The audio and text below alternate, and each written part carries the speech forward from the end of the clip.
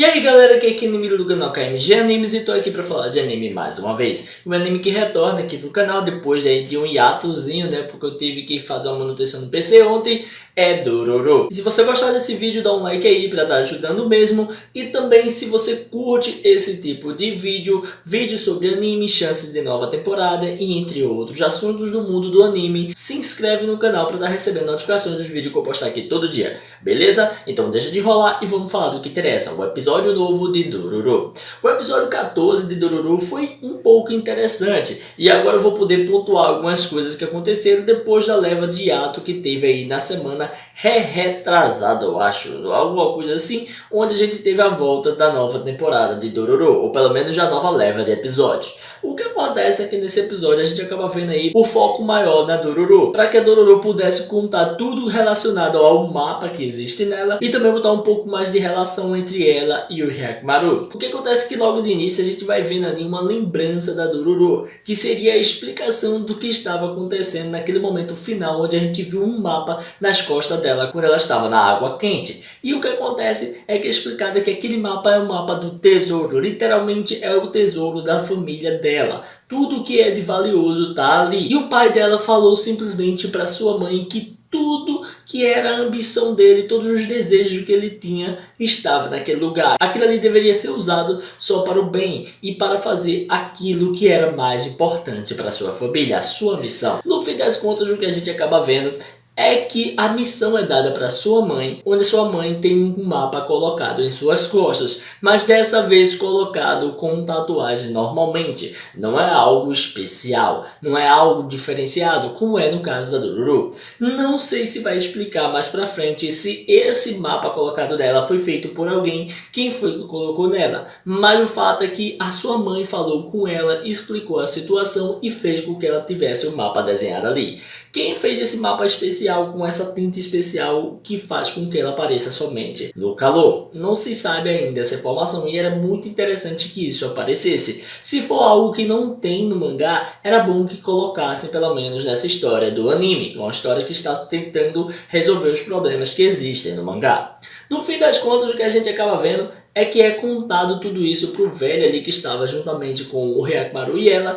E aí o velho começa a falar umas coisas bem interessantes. Dizer a ela que ela é privilegiada, tendo em vista que ela tem uma fortuna muito grande e com isso ela pode mudar o mundo, ou pelo menos mudar muita coisa na vida dela. E agora ela teria mais opções do que fazer com sua vida. Ela não só seria uma garota que está divagando com o Hyakumaru até ele recuperar todas as peças do corpo dele e só isso. Não seria tão simples assim mais a vida dela. A vida dela agora tem um propósito, tem outras escolhas que ela pode fazer. No fim das contas, ele falando isso, ele realmente incita ela a pensar sobre o que ela e o Hyakumaru vão estar fazendo daqui pra frente. Tendo em vista que o Hyakumaru só foca em realmente matar demônios. E ela só faz seguir ele, ela não tem nenhum propósito. O propósito dela é seguir o Hyakumaru. Ela não tem objetivos de vida. Então isso faz com que ela fique realmente preocupada. Onde a gente vai vendo mais e mais momentos, onde em toda a viagem dela, ela fica se preocupando e perguntando até mesmo o que Hyakumaru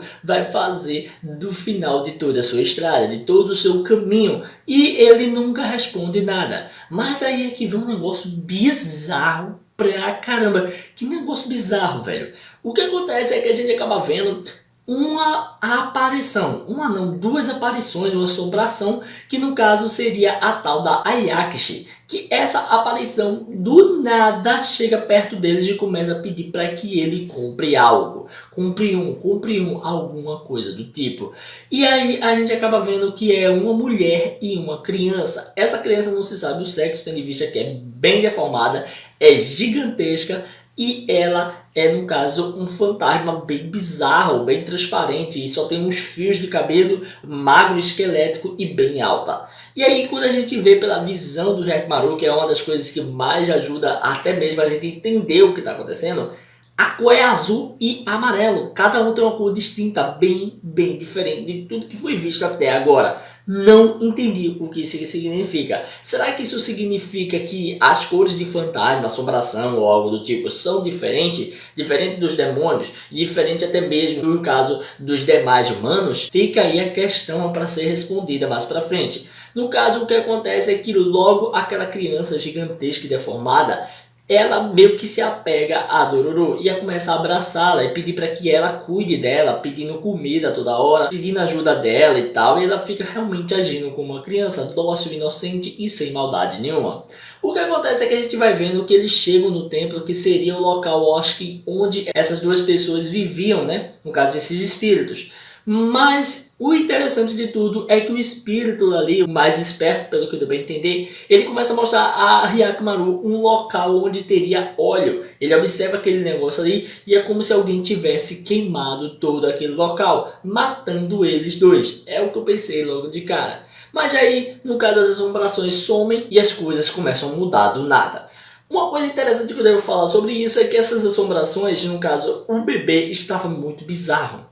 Porque até então não tinha ainda se dito que era uma assombração. Eu estava achando muito feia a animação, porque, mano, não tem movimento nenhum. Era só uma coisa voando, parada, bizarramente escrota. Mas aí foi explicado, graças a Deus, que era um fantasma e ele estava planando, né? Ele estava voando ali. Mas como ele ficava no chão, tocando no chão, meu, que ficou bizarro, velho. Se não mostrasse que era um fantasma e mostrasse ele sumindo, ia ser uma animação muito feia. Eu só consegui aceitá-la porque, no caso, ela sumiu. Mas ela deveria pelo menos ficar um pouco mais alta, né? Não tocar no chão, ou pelo menos mostrar a roupa dela arrastando no chão. E eu achei uma falta de cuidado isso aí. No fim das contas, chegou o Senhor das Terras ali, que é outro cara extremamente bizarro. Que coisa estranha ver nesse lugar. Aparece um cara com os olhos arregalados, com expressões nada reais, parecendo meio uma marionete ou um boneco cheio de plástico, sei lá, velho. É muito escroto. Que esse cara, quando aparece, ele se mostra como sendo o dono daquilo ali e também estaria levando umas rosas para aquele lugar. No fim das contas, o que acontece é que ele convida os dois personagens. Do que convida, ele dá comida, dá abrigo, ajuda bastante eles. E aí eles passam um tempo muito bom e bem relaxante com aquele senhor. Aquele senhor, ele é adorado por todos da vida, todos os vilarejos gostam muito dele. Não existe assim uma coisa ruim sobre aquele cara, apesar de ele ter uma cara bizarramente escrota que eu fiquei cimado pra caramba. Eu sabia que ele não era nada bom. O Hyakimaru também tinha visto uma aura meio vermelha por ele, então isso aí indicava que ele poderia ter algum elo ou fazer alguma coisa ruim. E aí, o que a gente acaba vendo é que no fim das contas é perguntado a esse cara sobre quem é a Yakishi. E quando é perguntado, todos param, todos ficam assustados no local onde estavam comendo e acabam se retirando por conta de algum assunto muito pesado.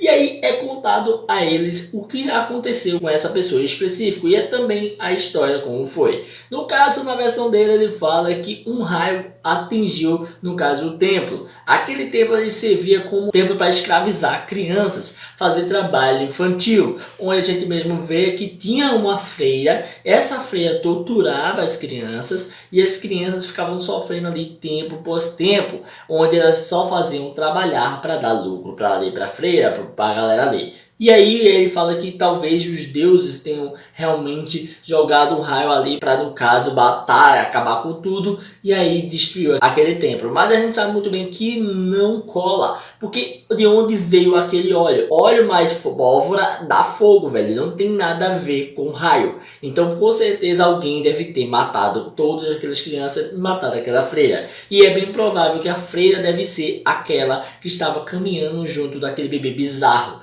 E ela pode ser uma boa pessoa. O que acontece é que depois de falado isso, onde todo mundo fica chocado, eles vão dormir. E é nesse momento que as coisas ficam estranhas. A gente vê que, no caso, a Dororo começa a lembrar de algumas paradas. Ela lembrando de algumas coisas, começa a chorar, começa a ficar triste. Porque por mais que ela esteja com o Hyakimaru, que ela não esteja mais só, isso causa um conflito na mente dela. Ela até mesmo fala que ela nunca esteve com alguém. Ela sempre esteve só. Então ela não sabe o que fazer da sua vida. Ela não tem planos para a sua vida. E essa ideia de ter planos para a vida dela tá complicada para ela. E ela começa a chorar. Por mais que o Hyakimaru esteja ali, ele também não é um bom irmãozinho não, né? Porque ele é calado, ele é transtornado, ele também não serve de muita coisa não. Apesar de estar sempre junto com ela e gostar dela. No fim das contas a gente vê que do nada aparece uma largata cheia de braços escrota. Essa lagarta começa a atacar eles, no caso o Hyakumaru aí é acordado pela Dororo. Ele a defende, rola uma briga ali. Não é uma animação, essas coisas todas. Animação normal, mediana. Realmente Dororo perdeu muito em animação. Não está tão bom como na primeira parte dessa temporada.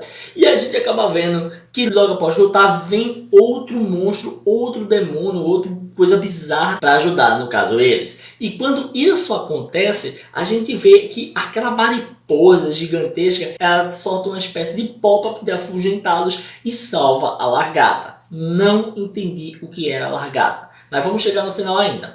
Eles acabam tomando banho, indo relaxar, e aí é colocado para outro plano onde a gente vê o Senhor das Terras. O Senhor das Terras acaba se encontrando com a mariposa se transforma em uma bela mulher, e no caso essa mariposa se abraça com ele e começa a dizer que não foi possível alimentar as crianças. Quem era a criança? No caso a criança seria a lagarta. Então a lagarta era como se significasse ali as crianças que morreram no templo, ou algo do tipo.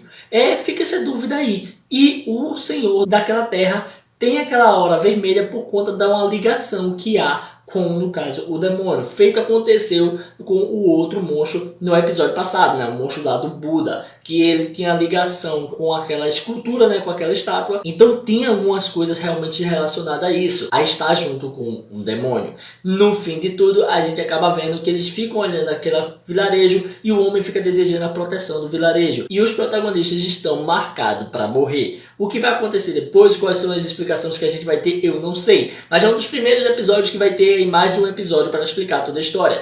E teve mais um trabalho bem decente e bem melhor do que o episódio anterior. Porque agora a gente teve uma história, teve uma direção bem mais calma, bem mais tranquila, ao contrário do outro que eu achei um pouco atrapalhada, bem mediana mesmo.